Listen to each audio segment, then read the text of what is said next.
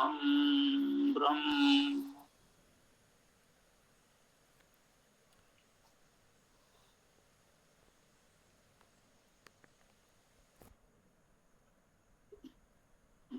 ओम सामवेद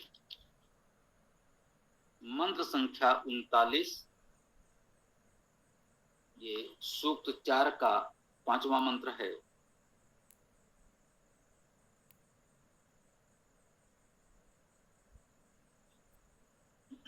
ओम अग्ने जरिता विश्पति तपानो देव राक्षसः अप्रोशिवान ग्रहपते महानसी दिवः पायु दुरोणयुः।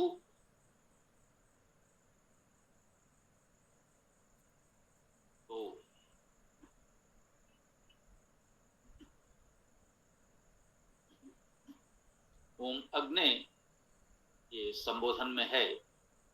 हे अग्नि, हे अग्रणी गत स्वरूप।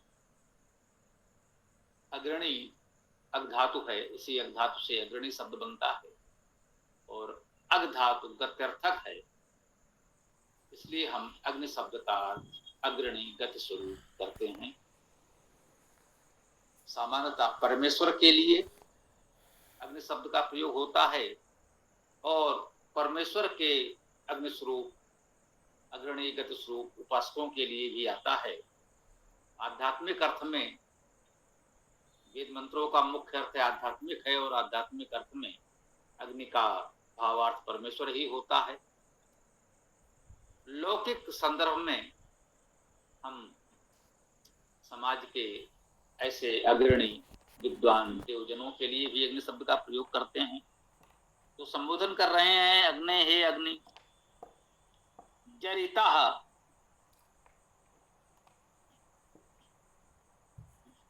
जरिता जरित्र जीर्ण वृद्ध परिपक्व स्तुति करता। धातु का अर्थ जीर्ण होना तो है, स्तुति करना भी है। जरिता का अर्थ स्तुत करने वाले भी कर सकते हैं और जीर्ण वृद्ध होना भी इसका अर्थ है। तो कह सकते हैं जो हमारे वृद्ध जन हैं, परिपक्व लोग हैं। विस्पति ही, विष धातु का अर्थ है प्रवेश करना, सूचना प्रेरणा करना। सूचना प्रेरणा करने वाले जो प्रवेशी हैं, हमारे राष्ट्र समाज में जो प्रवेश किए हुए हैं, जो हमारे बीच हैं, उन सबको विष कहा गया है और उस विष का अधिपति विषपति ही। विष शब्द सामान्यता निवासियों के अर्थ में आता है। जैसे वर्तमान समय में हम लोग किसी देश के निवासी, देशवासी या नागरिक शब्द का प्रयोग कर लेते हैं। तो विष का व्यवहारिक अनुवाद यदि करें आज की भाषा में तो हम निवासी भी कर सकते हैं। यद्यपि धातु अर्थ जो मूल होगा वो आप प्रवेशी कर सकते हैं, निवासी नहीं कर सकते। तो जो शाब्दिक धातु अर्थ है वो प्रवेशी है।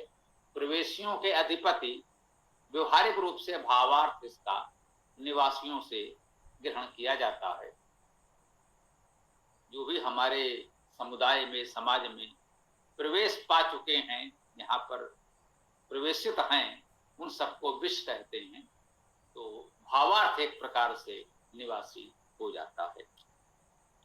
विषपति, इन विषयों के अधिपति। तपानो, तप करते हुए, तपते हुए।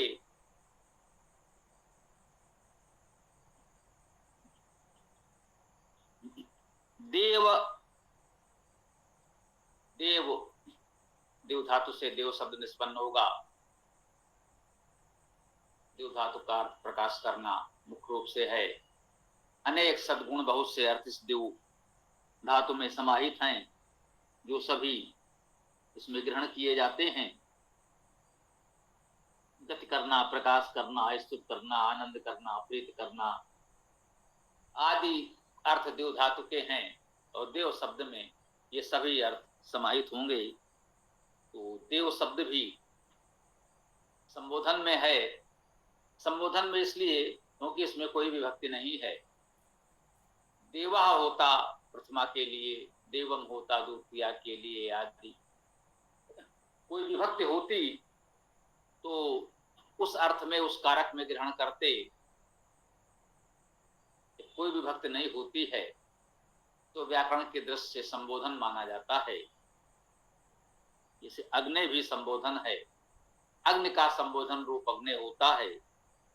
देव भी संबोधन है, हे अग्नि, हे अग्निगत स्वरूप, हे देव, हे प्रकाशमान।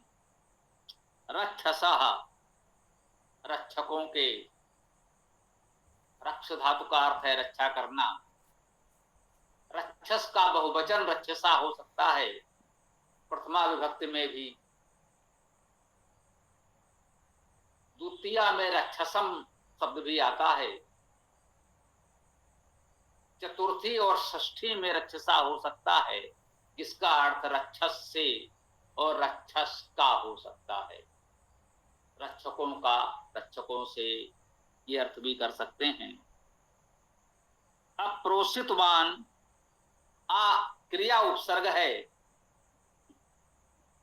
इससे ये समझें कि ये अप्रोषितवान क्रियापद है। अप्रोषिवान, पोषण किया, पूर्ण किया, पूर्ण सौम्य प्रोक्षण अर्थ है इसका। तो पूर्ण सौम्य प्रोक्षण किया या करते हैं। अप्रोषिवान गृहपते, हे गृहपति, गृहपते भी संबोधन में है। महान असि, तुम महान हो। तुम के लिए कोई शब्द नहीं है। महान अस का अर्थ है महान हो। ये असि मध्यम पुरुष एक वचन की क्रिया है। जब मध्यम पुरुष आ ही गया तो तुम अलग से कहने की आवश्यकता नहीं रही। अस का अर्थ ही हो गया तुम हो। क्योंकि ये कहते मैं हूं, आप हैं, तो हो नहीं कहते, अस नहीं होता। जब अस आया है, तुम कह रहे हैं तुम हो, वह है या मैं हूं नहीं होगा। तुम हो, असी। कह रहे हे गृहपते, हे ग्रह के अधिपति, तुम महान हो। तुमने प्रोक्षण किया है, पूर्ण किया है। दिवा पायु दुरोड़यु, दिवा दिव्यता का, प्रकाश का। पायु, पा धातु का अर्थ है पालन करना, रक्षण करना। पायु का अर्थ है पालन रक्षण करने वाले। द्रोणयु, द्रोणयु का अर्थ किया गया है ज्ञान की कामना करने वाले, जो ज्ञान चाहते हैं, जानकारी चाहते हैं, विद्या चाहते हैं। द्रोणयु में द्रु द्रोण धातु है, इसका अर्थ है गत ज्ञान प्राप्ति करना, हिंसा करना। द्रोणयु में गति करना का अर्थ है और हिंसा करना का अर्थ है। गत्यर्थक धातुओं में जानना पाना का अर्थ निहित होता है। ये व्याकरण का, या यूं कहें वैदिक भाषा में विशेष रूप से ये निहित है। अभी भी बोलचाल में हम लोग कह देते हैं कि वो जहां से सोचता है, जहां से बोलता है, तुम वहां नहीं पहुंच पाओगे, तुम वहां नहीं जा पाओगे। तो यहाँ जाने पहुंचने का अर्थ जानने समझने से ही है, न कि चलने से, स्थानांतरण से यहाँ अर्थ नहीं है। तो ये भावार्थ यूं कहें जाने का जो अर्थ हम इस समय इस बोलचाल में प्रयोग कर रहे हैं, इस भावार्थ में गत्यर्थक धातुओं का प्रयोग वैदिक काल से हो रहा है। तो व्याकरणाचार्यों में, वेद भाष्यकारों में सहमति है कि जितने गत्यर्थक धातुएं होंगी उसमें आवश्यकता अनुसार जानना, पाना, पहुंचना का अर्थ स्वतः ग्रहण किया जा सकता है। तो द्रोणयु गति, ज्ञान की कामना करने वाले। अब हिंसा की कामना करने वाले तो नहीं कहेंगे। ये अग्ने जरिता विस्पति तपानो देव रक्षसा अप्रोशिवान ग्रह पते महानसी दिवा पायु दुरोणयु। इसमें क्रिया अप्रोशिवान है और महान असी, ये अस क्रिया है, दो क्रियाएं आई हैं। आइए इसका मंत्रार्थ देखते हैं। अग्नि हे अग्नि, हे अग्रणीगत स्वरूप परमेश्वर, देव हे देव प्रकाशमान, जरिता जरित्र जीर्ण वृद्ध परिपक्व स्तुत करता, विषपति विष के अधिपति अर्थात सूचना प्रेरणा प्रवेशी के रक्षक अधिपति, तपानो तपते हुए तप करते हुए, रक्षसा रक्षक, अप्रोशिवान पूर्ण करते हैं।